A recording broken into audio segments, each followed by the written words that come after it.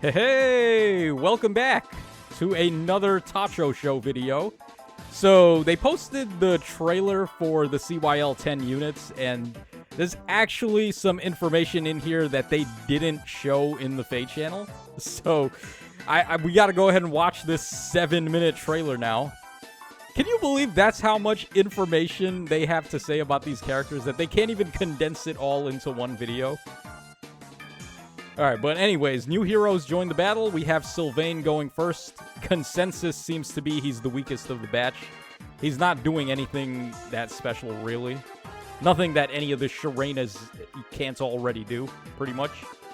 And the only interesting thing about him that I saw, at least, was his B skill, which is inheritable.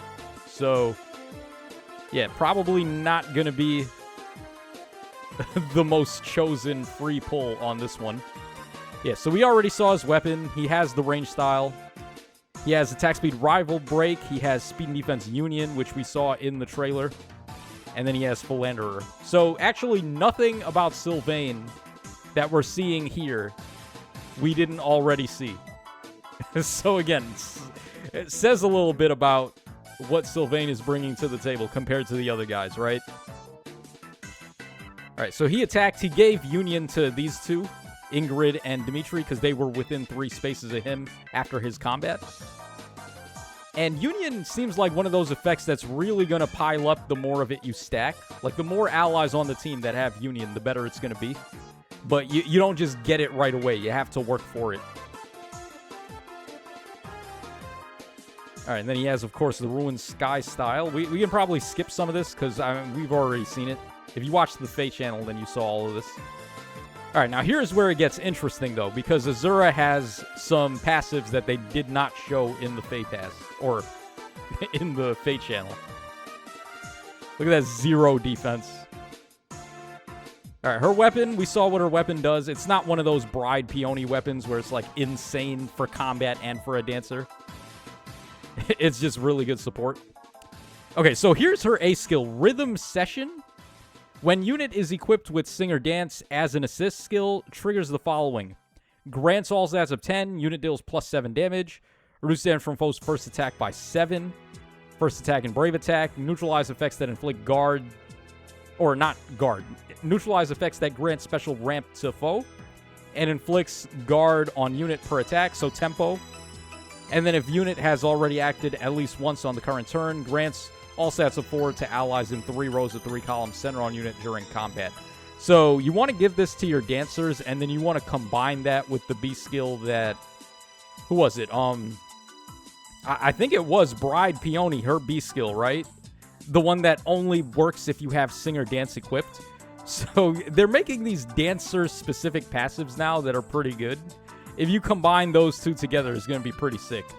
And then Speed and Res Detect Aerial, while okay, I mean, the aerial detect skills were okay. It's not on the same level as Bride Peony's B skill for a dancer, so you definitely want to change that. And then we have Shadow Rush X. So we did have a variant of this on Groa for reposition. This one is going to be for Smite. So when Kanto triggers, enables Kanto, or enables Smite for the ally, and then it's giving these drive buffs as well. It's pretty much the same, except you do Smite instead of Repo, compared to Groa's C skill. Alright, so we have that. Azura seems like she's going to be really good, by the way. Like, I can see her being used a lot in Aether Raids and also Summoner Duels. You know, she's probably not too bad of a dance option for Aether Raid's defense as well. Being able to dance from 5 spaces away. I hadn't even thought about that until just now. Like, she can dance an ally, and then she'll give them perform and stuff, so, like, they can potentially get multiple KOs. This is, of course, assuming your defense even lives for 1 turn, with the amount of cadenza and nonsense going on. Alright, so next up we have Sigurd.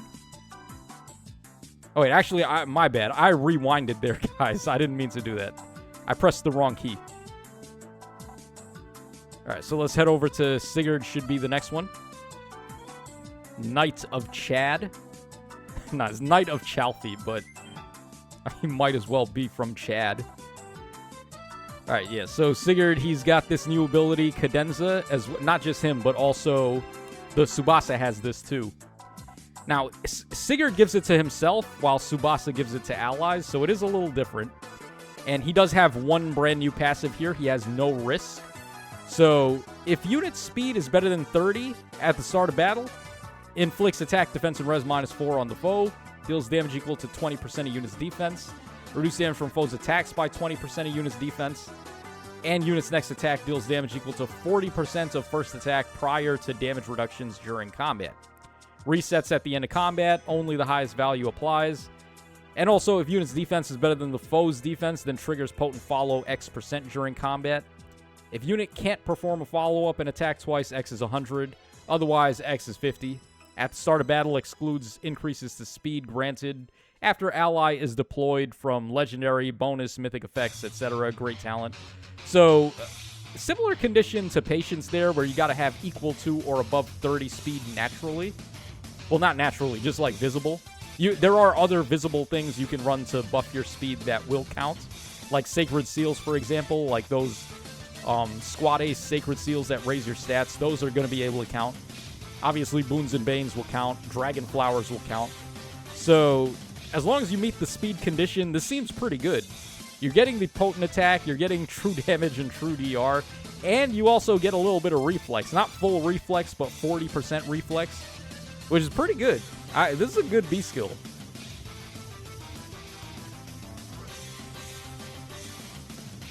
All right, and then, of course, one final unit we have after this, and that unit is Tsubasa.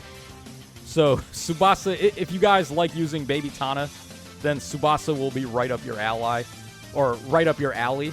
Not only does she give the Warp Beacon effect, like Baby Tana does, but also something that this unit does that Baby Tana does not do is she gives pass as well to her allies. So, she has Jam Session, which is Blade Session 4. It's okay. I mean, the wait for Blade Session 4 was long, and doesn't seem like this lived up to expectations, because Blade Session back in the day was the best, like, player phase A skill. This just seems like it's going to fall in line with some of the other good A skills that we've got. Potentially 14 attack and speed, 7 true damage, 7 true DR. And then after combat, you give drive, attack, speed, defensive res up 4 to allies in 3 spaces. Which, I mean, that'll be good for Tsubasa, because she wants allies to warp in close to her. But the actual stats it's giving her in combat herself just seem okay. And then we have Demonic Shackle here. So this is a newbie skill. At start of turn and after unit acts, if Kanto triggers after Kanto, inflicts Res Shackle on the closest foes and foes in 2 spaces of those foes through the next actions. Inflicts speed and res -4 on the foe. Deals damage equal to unit's max special cooldown count value times 5. Reduce damage from foes' attacks by unit's max special cooldown count value times 3. And grants special cooldown count -1 to unit before unit's first attack. So we had a demonic B skill for these tome units on Byleth. The Fallen Male Byleth, he had Demonic Force. Now we have Demonic Shackle here. So very interesting. Obviously the bonus effects that it's giving are pretty solid. And the true damage could be a lot too, if you've got a 5-hit special or something. And then her unique C skill giving the warp to allies with the Hold Guide effect and then the Baby Tana effect. Because a lot of people, they would run Baby Tana and then they would run pass on their allies so that they could actually warp into Baby Tana. You don't need to do that with Tsubasa. You could just have her do her thing and then nobody else needs pass. They can just warp right to her. So it's going to be a really good effect. It's going to translate really well in Aether Raid's offense. Probably not so much in Summoner Duels. I don't think it's going to have that much value, because if she attacks somebody, the opponents have a chance to get rid of Tsubasa before your allies start warping in. So in that particular mode, I don't think she's going to be as impactful.